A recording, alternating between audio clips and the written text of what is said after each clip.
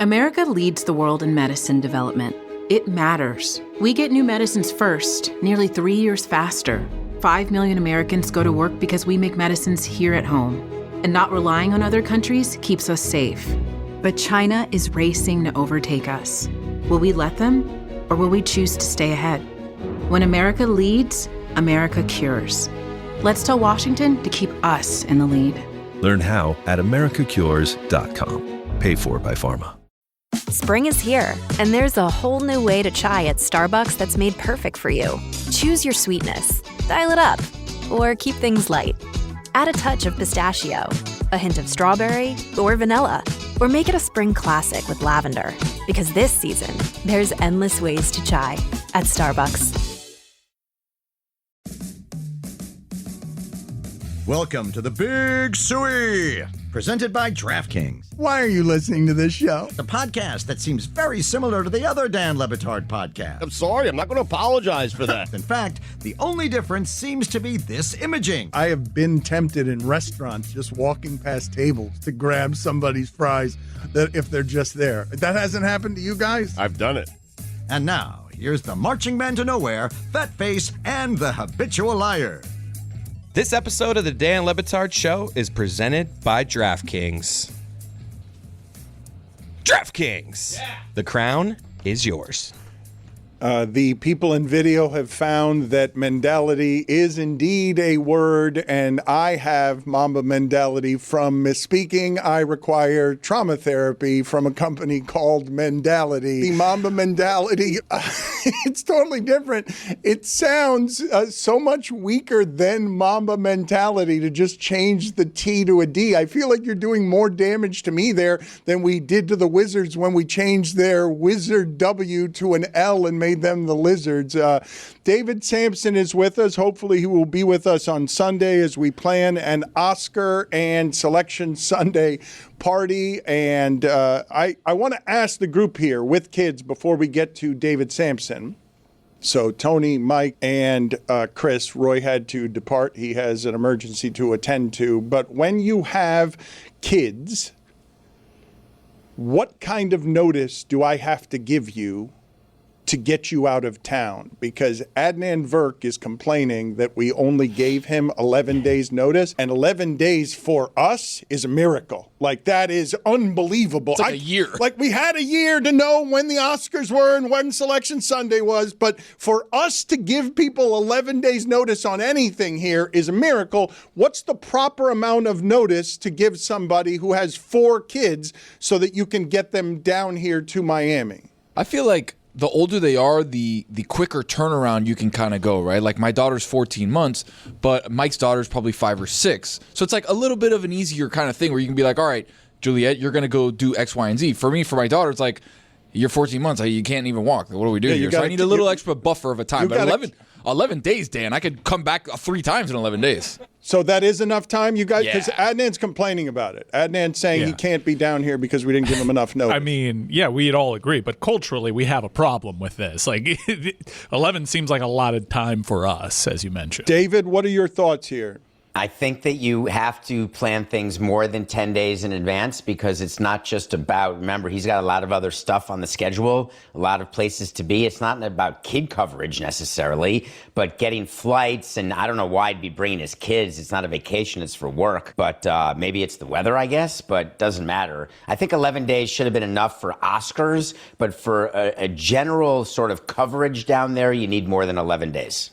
He has 2 jobs as well. Adnan Virk is perpetually working, so that is part of the equation as well. But he filed it under the 4 kids umbrella because it sounds better. It doesn't sound like he's making us his 3rd priority. But we will have him as a part of the coverage. He will just not be down here. I wanted to ask the group here before we get to some finances with David. Why are we so obsessed with the money in football where every contract that Daniel Jones signs. We know it to the dollar in a way that we don't even know movies and entertainment, right? You might hear an actor made $19 million for a movie, but it's never to the dollar in a way that it is in sports. And don't tell me salary cap, because it's not like anything. It's not like the average fan cares about the apron or really knows or understands what a salary cap is in basketball or football. Why do we care so much? And do we do it much of anywhere else where we're obsessed with the amounts on these contracts? I just think it's when an actor gets a role, it's not like we know the contract beforehand, right? Like when Trey Hendrickson signed his deal 4 for 112, they report that as part of the deal. And like Leo's making, I don't know how much for One Battle After Another. It didn't get reported when they started. Yeah, if they started disclosing it in a similar fashion on the front end, you would care more about it. It's part of the appeal of the sport. And no, it's not just about the cap. As you mentioned, in baseball, those contracts are reported on probably more than any of the other major sports in this country. David, though, you're old enough to remember, we didn't used to do this. I don't remember when this started, but I never knew what athletes made early in my career. That wasn't something that was known. Yeah, there were always lists. It was always leaked by the players' union, what the salaries were of all the players. And it's really not disclosed by teams. We would say terms not disclosed, but then it gets leaked and we would not deny it off the record to members of the media. But the contracts get approved by the union and by the commissioner's office, and there's always leaks within one of those two bodies. And there's also leaks in your organization. The reason why we're obsessed, we're all obsessed with money always. We get the Forbes 500, the Forbes Fortune 100, 500 companies, who are the richest people. You get the list of movie stars. You do get who made the most money this last 12 months. When George Clooney sells his tequila company or whatever it was, you find out how much money he made. There's an obsession with money. There always has been. David, I'm telling you that at the beginning of my career, I know baseball has fiddled with this because the agents do want everyone to know what their client is making. And I think baseball started this. I do remember the John Koncaks of the world, but there was a time very early in my career where I simply did not see numbers and athletes getting this kind of coverage for the numbers. This was not always the case. Well, the numbers are so different now. They're out of this world. When you can have schleppers at the end of the bench making $5-10 million, and you mentioned CONCAC, the young people may not understand that, but that has become the example that's used for what it is when you have to get to a salary floor where you just have to overpay people who stink. And that's what the NBA is right now. There's so many overpaid guys because they've got to get to a number. And in the NFL, it's sort of the opposite in a lot of ways, where you're finding that the cap can really be a constraint on the team building in a lot of ways, and how you have to try to avoid the cap. So baseball, I don't know where you were, Dan. You just weren't focused on it, but the numbers have been around for 50 years. To David's point, I remember when Dylan Brooks got cut by Memphis, everybody's like, man, he's never going to get another job. Houston's like, hey, we need to raise the salary floor. Give him $84 million over 4 years. He ended up being a decent player now with Phoenix. But it's like numbers like that stick with you. And I don't know if it's the numerology of like for me, 4 it's for Austin, 84 for me, it's whatever. Austin Crocier. They paid him $53 million, and I was confused by it. But the reason I bring all of this up is at least in part because what I've just seen happen in football. Do you guys know what Kenneth Walker got off the top of your head, right? This is a Super Bowl MVP. Off the top of your head, do you all know what Kenneth Walker got from the Chiefs? I do, so I'm gonna refrain. I do not. I don't. I know he got 3 years, but I have no idea what the number was. He got 3 years, $45 million. And to me, it was a little bit strange, right? That's Bradley Chubb money. This is the Super Bowl MVP, and it's not just the Super Bowl MVP. Kansas City was very bad at 10-yard runs last season, and Kenneth Walker was very good at 10-plus yard runs. I would think that would have more value than Bradley Chubb. I would think, are you guys aware? Jalen Phillips just got 4 years, $120 million. Kenneth Walker is younger than Jalen Phillips, and his body is in better condition than Jalen Phillips, and Jalen Phillips just got 4 years, $100-something million. Yeah, but this is all positional value in the NFL, Yeah. and it makes perfect sense. But when you mentioned Kenneth Walker, there was a clip that we missed from the championship celebration. I'd love to get your take and David's take. David, do you think John Schneider, the Seahawks GM, might have tipped his hand here on how the negotiations with Kenneth Walker were going? This is video from the championship parade. To Ken Walker being the MVP, let's go! Woo!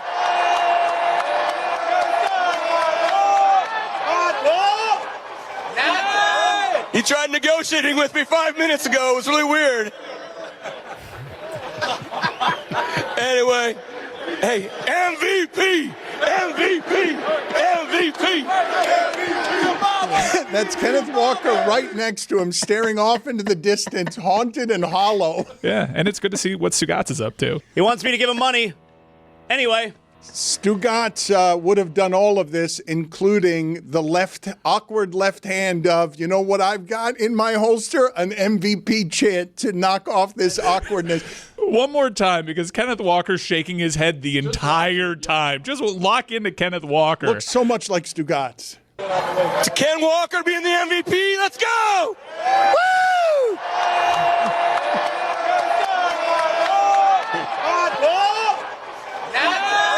He tried negotiating with me 5 minutes ago. It was really weird. Anyway, hey, MVP. All right, hold on. I want to analyze all of this. But Samson, first, your thoughts. And please, Chris, I want you to just isolate for me the unbelievable silence at a celebration parade because the awkwardness neutered all of the noise in a way that made you be able to hear 2 or 3 awkward, isolated laughs at a parade because the general manager had just done something so stupid. David, your thoughts on that? Are you suggesting the stupidity because he knew already that he wasn't retaining Walker? Walker knew already he wasn't being retained. So there was nothing to surprise. Walker may have been thought that he was being embarrassed by that, by the disclosure of a negotiation, but it wasn't a negotiation. What happens in those parades, or what would happen, when you see each other in the lunchroom, like, hey man, you got 60 for me? I got 60. Come on, I need 60. And the GM's like, dude, come on, man. No, I don't got 60. I'm sure they had a very honest conversation about it. So I don't think there's bad blood. Not re-signing an MVP, the Super Bowl, big whoop. It's fine. Yeah, I don't think Kenneth Walker appreciated that very much. Like, he clearly wanted to stay in Seattle, and maybe he was trying to, have one last gasp at trying to get the GM to keep him. And John Schneider said, this guy over here thinks I'm going to pay him. I don't think he liked it very much. All right. No, he did. He clearly did not like any of it, but I need to play all of this again, the entirety of it, because, first of all, this is just great video. One, I can't believe how much the best general manager in football looks like Stugotz, but also how he barrels through the awkwardness. Watch the specifics of the left hand. First of all, you've got a red Solo cup in one hand. Of course you do. And after the awkwardness, the fact that the left hand goes out, tell me you guys don't recognize Stugotz just in this sausage finger left hand situation. To Ken Walker being the MVP, let's go! Woo!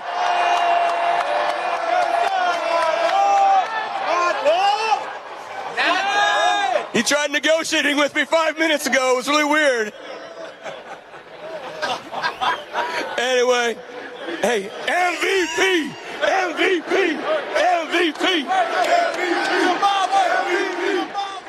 That anyway was doing so much lifting there. Can we just focus in here real quick on just Kenneth Walker's face? I'm sorry to do this to you, David, but I don't want to watch anything else except that left hand come in awkwardly because we're zoning in on the entirety of Kenneth Walker's face throughout that so that you guys can just see him looking at the back of his general manager's head, Stugotz's head, and thinking to himself, I'm going to be in Kansas City in a couple of days. He tried negotiating with me 5 minutes ago. It was really weird. Anyway. That is such great silence. The laughter afterward is so very good. This episode is sponsored by BetterHelp. March is one of those months where we talk about celebrating women, and it's very, very deserved. Because when you actually look around, a lot of women in our lives are carrying a ton. Work, family, relationships, expectations nobody notices or sees. I start thinking about the women around me, my wife, my mom, my sister, my friends, my coworkers, people who somehow take care of everybody else while still trying to hold it together themselves. And it's a ton to carry. Therapy can be a place to put some of that weight down. It can help you figure out what's yours, what isn't, and how to set better boundaries so you're not running on empty all the time. BetterHelp works with fully licensed therapists in the U.S., and they handle the matching process for you. You fill out a short questionnaire, and if your therapist isn't the right fit, you can switch at any time. With more than 30,000 therapists and over 6 million people served, it's the world's largest online therapy platform with an average of 4.9 out of 5 session ratings. Your emotional well-being matters. Find support and feel lighter in therapy. Sign up and get 10% off at BetterHelp.com/DLB. That's BetterHelp, HELP.com/DLB. What are you reaching for? If you're a smoker or dipper, you could be reaching for so much more with Zyn nicotine pouches. When you reach for Zyn, you're reaching for 10 satisfying varieties and 2 strengths for a smoke-free and spit-free experience that lets you lean in, for chances to break free from your routine, and a unique nationwide community. Whatever you're reaching for, reach for it with America's #1 nicotine pouch brand. Find your Zyn wherever nicotine products are sold near you. Warning, this product contains nicotine. Nicotine is an addictive chemical. Listeners, you know this about me. I am the only person in the shipping container who actually tries every day when it comes to my style. I genuinely care about clothes. I care about my wardrobe. And I've finally hit the age where I realize something, which is that you don't need more clothes. You just need better ones.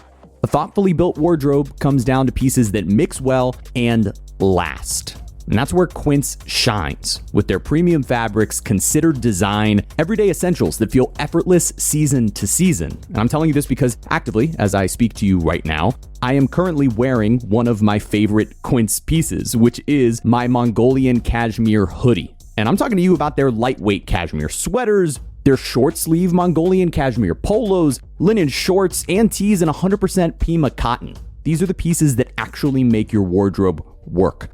Right now, go to quince.com/Dan for free shipping and 365-day returns. That's a full year to build your wardrobe and love it. And you will. Now available in Canada too. Don't keep settling for clothes that don't last. Go to quince.com/Dan for free shipping and 365-day returns.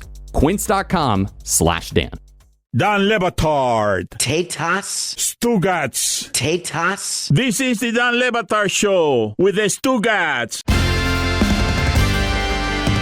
Can you take us through, David, the Max Crosby situation and what it is that you found most interesting about what happened there? Are the Raiders now, can the Raiders even sign all those guys they signed, or do they have a problem there with being able to sign the guys they signed because now they'd be over the salary cap again if they have Max Crosby?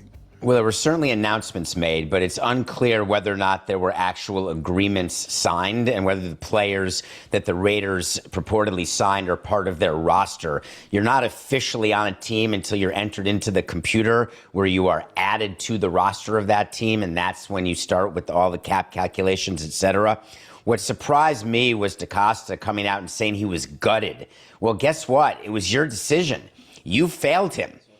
I've had plenty of guys who come in and their shoulders are, torn up and their elbows look like crap and they've got arthritis in their hips, and you just do the trade anyway. What's the difference?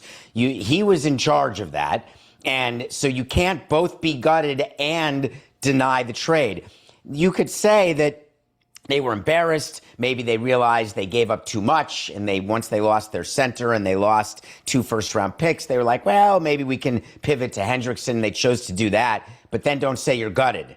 And if he failed his physical, then don't say you're gutted. Just say, hey, we've moved on and we couldn't be happier with Trey Hendrickson. Life happens for a reason. So I thought that his take on it was supposed to make us feel badly for him, and I certainly don't. Well, let's play that Eric DaCosta sound, the Ravens general manager, for the audience. We don't have that sound. I'm getting it right here. Okay. I was told that we had that sound. I do want to ask, though, David. I know, look, it's Bush League, what Eric DaCosta and the Ravens did. I understand that perspective of it, and it looks bad. But isn't this literally what the 2-day illegal tampering period from Monday afternoon to Wednesday afternoon when the league year officially begins? Like, isn't this what that 48-hour period is for, where it's, hey, we just came up with an agreement, and as long as everything checks out, we'll make it official on Wednesday? Like, did the Ravens really do anything wrong? Yeah, no, you get that 48-hour period. You can get that whenever you want. Whenever you make a deal, you sign what's called an LOI, a letter of intent. And in that LOI, it's not binding because there are outs for physical. Sometimes you can do an LOI with an out for an owner approval. Those are not as popular, but if you sneak that into a trade agreement, like, hey, we agree to this trade, but we got to get final sign off by the owner, that's always funny. But you have sign off by the commissioner's office is required, and then you have a physical, and either you pass or you fail. Either you accept the LOI and make it into a binding agreement, or the trade just goes away. And in this case, the trade just went away. I don't blame either side of it. But if you're the Raiders, it stinks because clearly they've got to come out and they've got to tell the other 30 teams that they're dealing with, not counting themselves and the Ravens, and they've got to build Crosby's value back. Because we love to call on players who we know had an LOI, but then a trade didn't go down. We would call and say, hey, we'll take them. But by the way, we're offering 10 cents on the dollar, but you obviously need to move them for a roster spot or for money or for whatever. We'll take them. So I assume there are a bunch of snipers trying to get Crosby right now, and that's a bad thing. I wouldn't assume that. I think they've told everybody in the league he's damaged. I would not assume that. That's an awful lot of stuff to give up for a guy who has declined the last 2 years, at least in part because his body doesn't work right.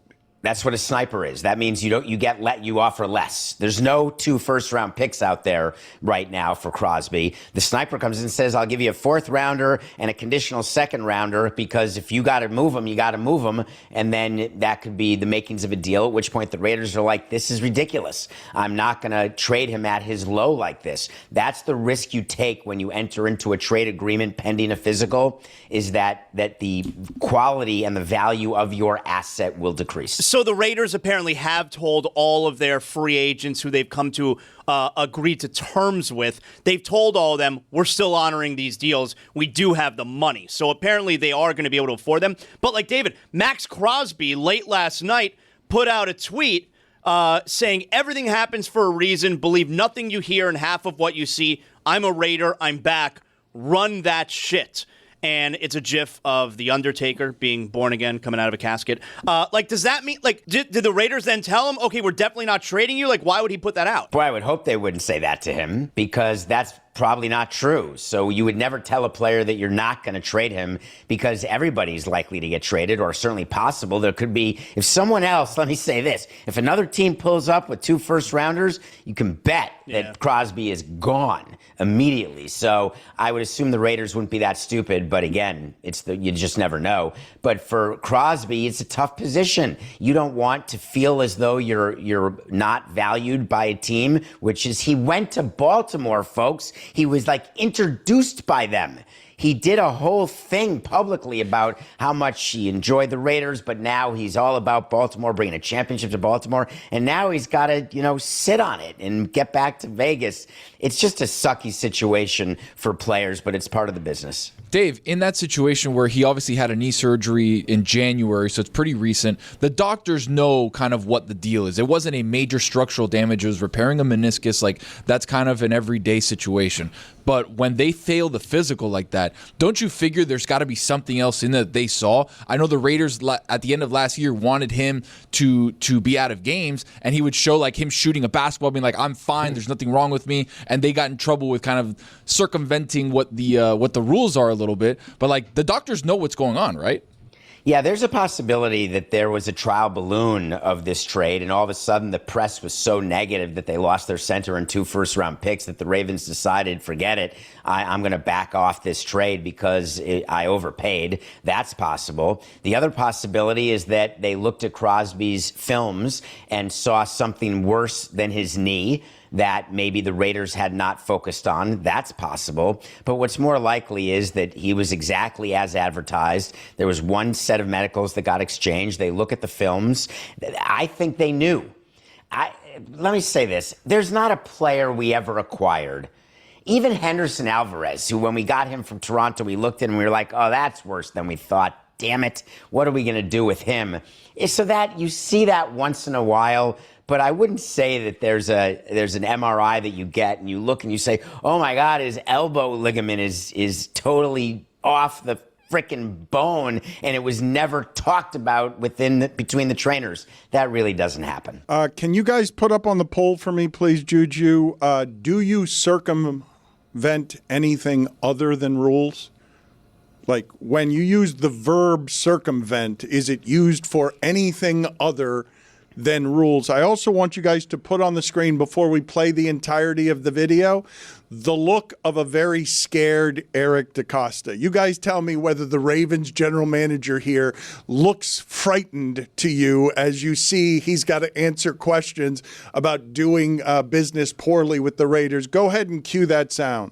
I mean, I understand it. You know, I understand it. We live in that age of skepticism, and people question, especially people that don't really know me or know the Ravens culture and the Ravens organization. So I understand it. As I said at the beginning, we've got a responsibility. I've got a responsibility to the Ravens, to this community, to our fans, and to Steve Bisciotti to do what we think is best for the club. And that's what we always try to do. Every decision we make is based on this idea: is this the best thing for the Ravens? It's very, very challenging. Again, I understand how people might, maybe from afar, would feel that way, but nobody's more upset about this than me. Gutted by it, actually, and so a big regret for me.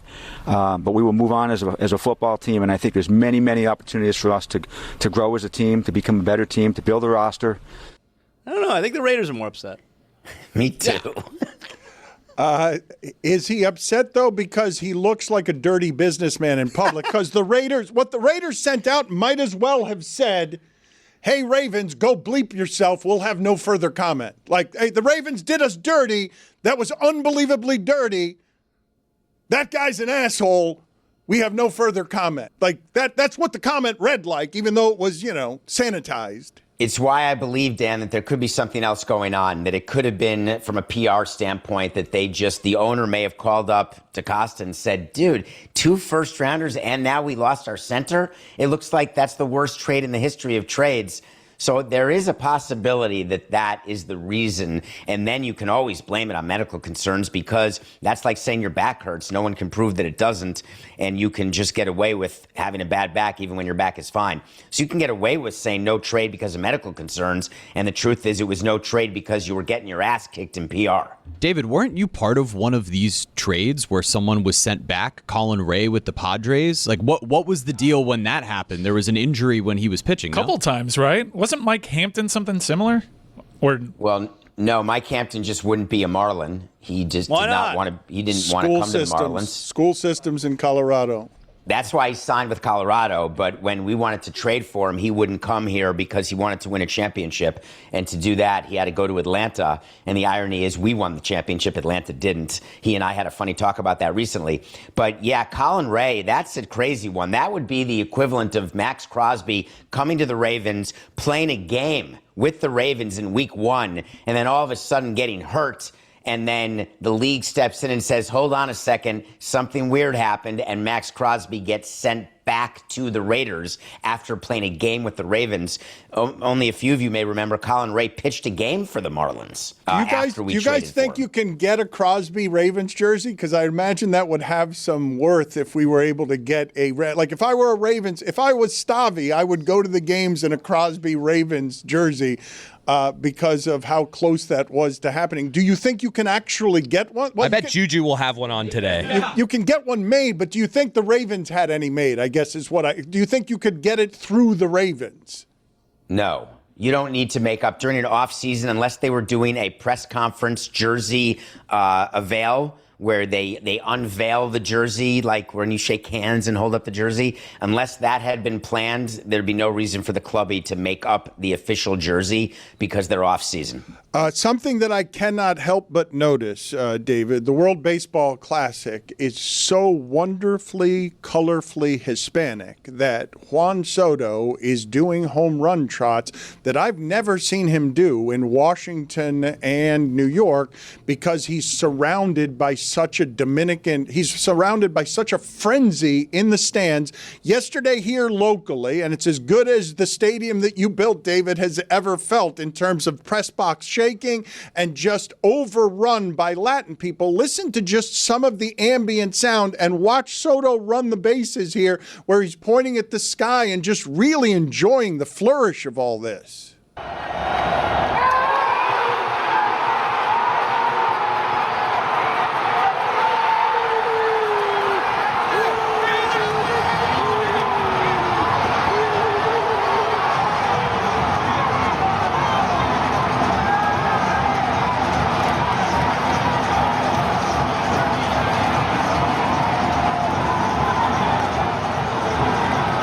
Tony was there, and he'll have some stuff for you tomorrow on that because he says the whole place was shaking. Listen to the ambient sound on Fernando Tatis hitting a home run.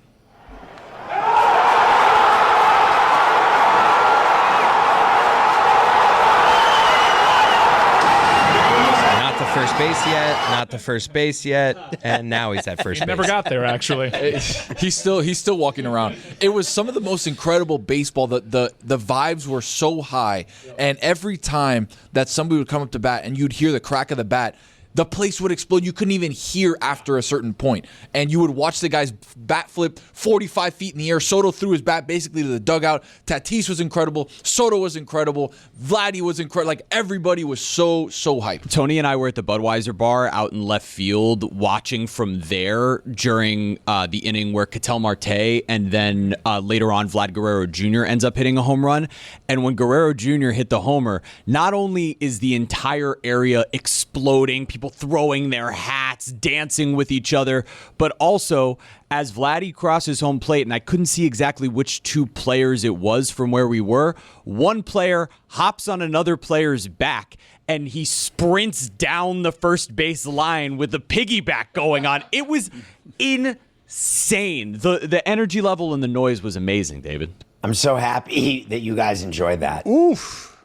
That's but a couple things, guys. Oof. Number one, we've had World Baseball Classics with Dominican and Venezuela before that were also loud. It's amazing. Number two, Dan, it's not a Latino thing. If you went to the Tokyo Dome, that place was so loud when Ohtani hit the grand slam that you could not believe the noise that goes on. So there are other fan bases in addition to the Latin fan bases that are loud and excited. And number three, Mike, is that I don't ever want to hear from you again, ever. Not one time that you're upset about Marlins Park, because just that one game by itself makes Marlins Park a deal worth doing and what it does for Miami. What? So for me, I'm very happy. That one I really game am. You don't have to worry about that because I just lost all respect for you. So you won't be hearing from me.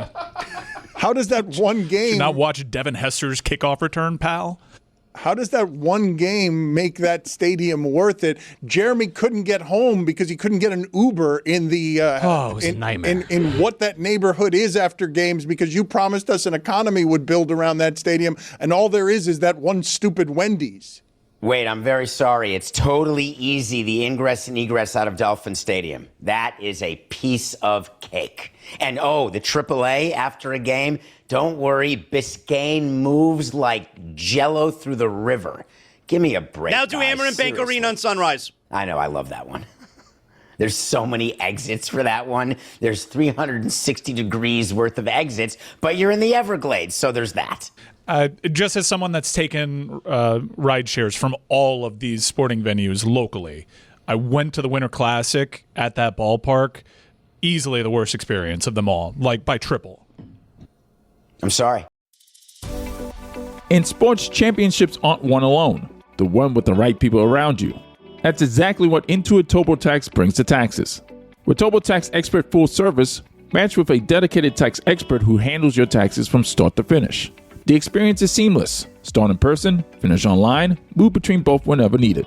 The dedicated tax expert keeps things updated every step of the way so nothing falls between the cracks. Think of it like having a great head coach with a solid game plan. The plays are called, adjustments are made, and the work gets done while everyone stays focused on what actually matters. And just like game film doesn't wait for business hours, neither do taxes. With TurboTax Expert Full Service, you can get any tax question answered at no extra cost, even on nights and weekends during tax season. This is having someone in your corner running the whole operation and helping put points on the board. Get started at TurboTax.com. Only available with Intuit TurboTax Full Service experts. Real-time updates only in iOS mobile app. Quick break to tell you about a special Miller time I had with my good buddy Mo Chetta. Mo Chetta texted me the other day. He said, "Hey, what are you doing for the game?" I said, "I'm just on my couch right now, doing nothing, enjoying it." He's like, "Hey, do you want some company?" I said, "From you, Mo Chetta?" "Absolutely." Mo Chetta comes over to the house, and I pull out the Miller Lite. Miller Lite made that casual hang a memorable, good Miller time with my good friend Mo Chetta. Because Miller Lite brought us together. We took that first sip after we toasted our beers, and we knew we made the right call. We watched a game. All of a sudden, we're standing up on our feet, big threes are being drained, and white cans are being clanged. See, times like these, that's exactly why Miller Lite is my go-to. Clean, refreshing, easy to drink, brewed for taste with simple ingredients. The original light beer since 1975, and it still hits different for yours truly and his good friend Mo Cheddar. Cheers to legendary moments made with Miller Lite. Great taste, 96 calories. Go to MillerLite.com/Dan to find delivery options near you, or you can pick up some Miller Lite pretty much anywhere they sell beer. It's Miller time. Celebrate responsibly. Miller Brewing Company, Milwaukee, Wisconsin. 96 calories and 3.2 carbs per 12 ounces. DraftKings Sportsbook, the number one sportsbook for live betting, is built for March. The tournament is unpredictable, but the rewards are guaranteed, baby. And DraftKings is delivering some of the most generous rewards in the market. New to DraftKings, bet just $5 and get $200 in bonus bets instantly. Download the DraftKings Sportsbook app and use code DAN. That's code DAN to turn $5 into $200 in bonus bets instantly. In partnership with DraftKings, the crown is yours. Gambling problem? Call 1-800-GAMBLER or 1-800-MY-RESET. New York, call 877-8-HOPE-NY or text HOPE-NY. Connecticut, call 888-789-7777 or visit ccpg.org on behalf of Boot Hill Casino in Kansas. Wager tax pass-through may apply in Illinois. 21 and over in most states. Void in Ontario. Restrictions apply. Bonus bets expire 7 days after issuance. For additional terms and responsible gaming resources, see sportsbook.draftkings.com/promos. Limited time offer. Dan Le Batard. Go pee-pee. Stugotz. Go pee-pee. This is the Dan Le Batard Show with the Stugotz.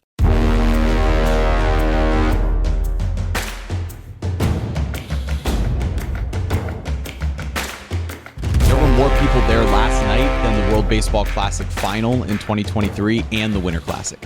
It was electric. Why did David just say to us, I'm glad you guys enjoyed all of that? It sounded like there was an undercurrent of sarcasm in there, as if you didn't enjoy it. No, no. It's because he built the stadium. He's saying you're welcome for our joy. Okay, that was the arrogance in it. Okay, I couldn't tell. You were right to read the arrogance. Right, you just misread what the arrogance was. Thank you Mentality. for that.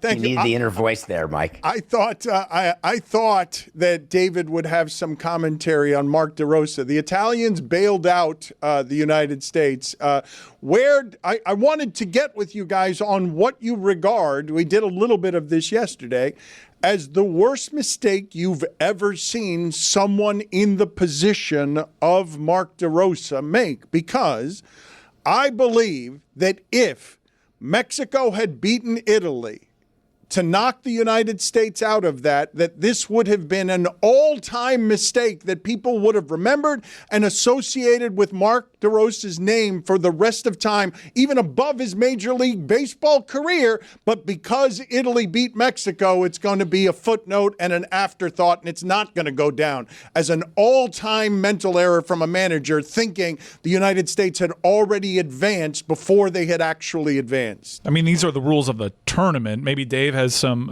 good examples. Like previously, I would say Nathaniel Hackett managing the clock to the point to settle for a 64-yard field goal. It basically, like, he got fired before he could finish his... Eberflus at the end of that Thanksgiving game. Yeah. There was another Thanksgiving game, Steelers-Lions in the old Silver Dome, overtime coin flip. Controversy as to what was said, but yeah, we're going to kick. This is when the first score would win in overtime, and it cost them the game. Wasn't that Seahawks Green Bay? Or No, that's Matt Hasselbeck saying, we want the ball and we're going to win. That's different. That is right. That's and they didn't win. Was that Morningweg? Marty Morningweg. Yeah, I think so. David, your thoughts on that as a blunder, because I was saying yesterday that's a fireable offense. Like, if they simply fired him, they wouldn't, because you wouldn't do that turmoil in the middle of a tournament. But if they'd fired him, I would have understood. Yeah, in a regular season, in an organization that wasn't the WBC, that would be a fireable offense. Not just that, but saying that, the players may have been dragging. We wanted to get the players off their feet. Just everything he did with the media was wrong. But you're not going to do a firing, right before the quarterfinals. It's just not going to happen. Mark DeRosa will not be back to manage the WBC in 2030. I can promise you that. And this is not because of that only. That's what he did. Mistakes happen. You can misspeak. But the way he did it and then doubled down with how he managed, even though he managed the game exactly as he was supposed to manage the game. He didn't do the lineup. That's one of the funniest things here. Oh, he sat Bryce Harper. He sat Cal Raleigh. No, that's not really how it worked. It was a decision that was made for him about who was going to play, because when players are in the Classic, their teams are told your guy's going to get a certain number of at-bats, a certain number of starts, a certain number of innings pitched. It is all pre-planned. Kershaw up in the bullpen. Yes, because that's exactly what was told when Kershaw would be pitching in a blowout situation and he needs the extra 5 minutes to prepare. So all the talk of him mismanaging the game is not accurate, but mismanaging the media around the game was a big, big problem. All right, David, so you're telling me they can get to the final of the WBC and the game is going to be managed based on what the players' clubs told them they're allowed to do? 100%. It's all preordained. 100%. And they'll tell you otherwise, but if you speak to the people doing it, or you speak to someone who's run a team who's given players to the WBC, you know exactly how many at-bats your guys are going to get in exactly which games. Let me tell you, the pitching for the final game, it is Nolan McLean who's starting. It doesn't matter whether it's against Japan, whether it's against anybody else. Nolan McLean is starting, and he's going 4 innings, 65 pitches at most. I don't think he'll go that many, but whatever it is, the Mets have been in agreement with the commissioner's office and Michael Hill about what his usage will be. What year in music classifies as making a song an oldie? The 40s. Well, Jay-Z was made oldies earlier this week, and you're doing big band stuff. That's not how you play the game. The 1940s makes it oldies, but they're telling me around here that the 90s and even 2005's Gold Digger is an oldie. What are you shaking your head no about? That there are oldies and there are moldies now, that Sinatra and all of that are moldies, that we have a new category of oldies. So if you do the math, that's like when we're listening to the 80s, that's songs from the 60s, would we consider them oldies? And the answer is yes. If you're in the 2020s listening to the 2000s, that's 20 years ago, I guess that's an oldie. God, that makes me ancient, but yeah. I'm going to change my answer, and 2000s are now considered oldies. That's the line of demarcation I came up with, the Marlins World Series, 03. That's a long time ago already. Listen, it's 23 years. There's a whole generation. My son was born, went to college, and is in the working world, and he didn't see a Dolphin playoff win or a Marlins playoff win while he was before high school graduation. So, yeah, that is but he got the heat, so he certainly got to live better than a lot of people, but it's not easy to do it the way you guys think. I'm going to speed David up here to get through everything that he might want to have opinions about here because we're running out of time. So all your thoughts on the Bam Adebayo 83-point situation, go as quickly as you can.